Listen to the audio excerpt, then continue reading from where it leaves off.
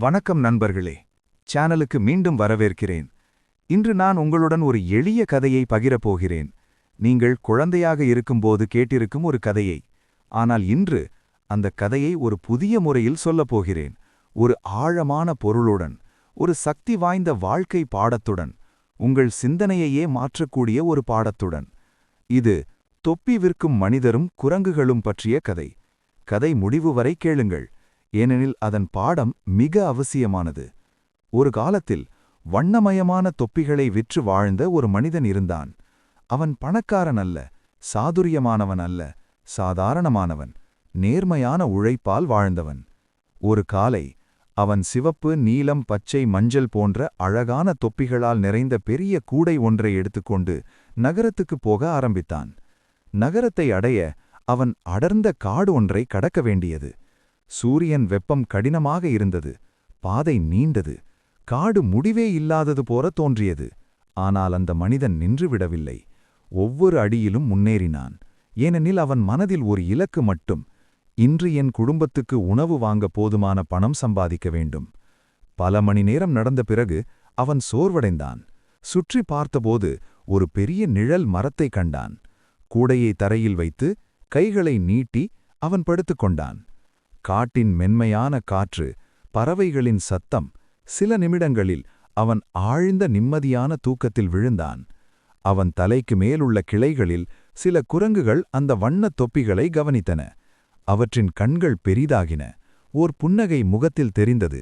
அவை மெதுவாக கீழே இறங்கின. ஒன்றொன்றாக தொப்பிகளை எடுத்துக்கொண்டு அவற்றின் தலையில் போட்டுக்கொண்டன.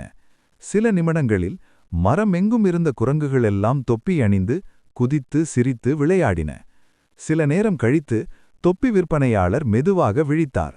அவன் நீட்டி சிரித்து ஆழ்ந்த மூச்சு எடுத்தார். அவன் கூடை பார்த்தான். கூடை காலியாக இருந்தது. அவன் பதறிப்போயினார். தரையையும் புல்லையும் புதர்களையும் தேடினான். எதுவும் இல்லை. அப்போது மரத்தின் மேலிருந்து ஓசை ஒன்று கேட்டது. அவன் மெதுவாக மேலே பார்த்தான். அங்கு தெரிந்த காட்சி அவனை அதிர்ச்சியில் ஆழ்த்தியது. நூற்றுக்கணக்கான குரங்குகள் கிளைகளில் உட்கார்ந்து அவனுடைய வண்ணத் தொப்பிகளை அணிந்து புன்னகையுடன் அவனை பார்த்து கொண்டிருந்தன. அவன் மனசு உடைந்தது. அவனுடைய முழு நாள் உழைப்பு, அவனுடைய வருமானம் ஒரே நொடியில் காணாமல் போய்விட்டது. முதலில் அவன் கோபமாக கத்தினான். "ஏய், என் தொப்பிகளைத் தா!" குரங்குகளும் கத்தின. அவன் ஒரு குச்சி எறிந்தான். குரங்குகளும் குச்சி எறிந்தன. அவன் கை அசைத்தான். குரங்குகளும் அதேபடி செய்யத் தொடங்கின. அப்போது அவனுக்கு ஒன்று புரிந்தது. இவங்க என்ன நகலடிக்கிறாங்க. அவன் சிரித்தான். ஒரு அற்புதமான யோசனை அவன் மனதில் பிறந்தது.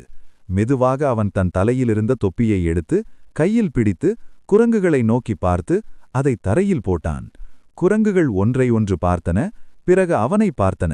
அதன் பிறகு அனைத்து குரங்குகளும் தங்கள் தொப்பிகளை அகற்றி தரையில் போட்டன. சில வினாடிகளில் அனைத்து தொப்பிகளும் தரையில் கிடந்தன. அவன் விரைவாக எல்லா தொப்பிகளையும் கூடையில் போட்டு தலையில் சுமந்து வெற்றி சிரிப்புடன் அங்கிருந்து நடந்து சென்றான். இது குழந்தைகள் கதை மாதிரி தோன்றலாம். ஆனா கவனமாக கேளுங்க. இந்த கதை வாழ்க்கையில் மிகப்பெரிய பாடத்தை சொல்கிறது. ஞானம்தான் மனிதனின் மிகப்பெரிய செல்வம். சில நேரங்களில் வாழ்க்கையில் நீங்கள் எதிர்பார்க்காத விதமாக ஒன்றை இழக்கிறீர்கள். உங்களை பயமுடுத்தும் பிரச்சனைகள் வரும். உங்கள் கடுமையாக உழைத்த பெற்றதை இழந்தது போல் தோன்றும். அந்த நேரத்தில் உங்கள் எதிர்வினை என்ன? கோபம், விரக்தி, அலறல், பதற்றம். ஆனால் இது எதையும் சரி செய்யாது.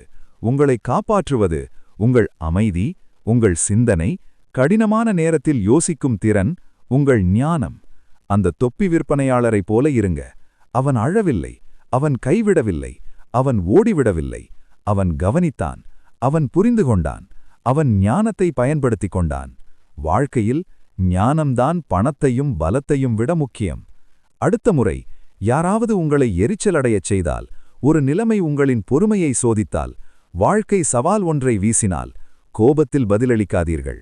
முகருங்கள், யோசியுங்கள், கண்காணியுங்கள் மற்றும் உங்கள் ஞானத்தை பயன்படுத்துங்கள். ஏனெனில் சில நேரங்களில் மிக சிறிய தீர்வே மிகச் சிறந்தது மற்றும் பெரிய பிரச்சனைகளையும் அமைதியான சிந்தனையால் தீர்க்க முடியும். அந்த தொப்பி விற்பனையாளரை நினைவில் வைத்துக் கொள்ளுங்கள். குரங்குகளை நினைவில் வைத்துக் கொள்ளுங்கள். மற்றும் ஞானம்தான் மனிதனின் மிகப்பெரிய செல்வம். பார்த்ததற்கு நன்றி நண்பர்களே. இந்த கதை உங்களுக்கு விருப்பம் இருந்தால் லைக் பண்ணவும், ஷேர் பண்ணவும். கமெண்ட்ல சொல்லுங்க, நான் ஞானத்தை தேர்வு செய்கிறேன். அடுத்த வீடியோவில் சந்திப்போம். அறிவுடன் இருங்கள், வலிமையுடன் இருங்கள், ஈர்க்கப்பட்டவர்களாக இருங்கள்.